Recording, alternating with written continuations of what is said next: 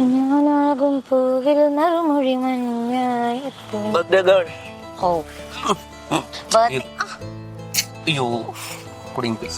Birthday ദിവസം എങ്കിലും നേരത്തെ കാണാന്ന് വിചാരിച്ചു.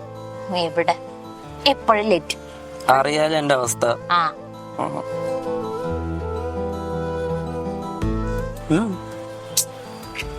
ഓ ബർത്ത്ഡേ ഗിഫ്റ്റ് ഇല്ലേ? എടി നിനക്ക് എന്റെ അവസ്ഥ അറിയാലോ. എന്റെ സാമ്പത്തിക സ്ഥിതി വെച്ചിട്ട് എനിക്ക് ഗിഫ്റ്റ് ഒന്നും വാങ്ങിച്ചു തരാനൊന്നും പറ്റത്തില്ല.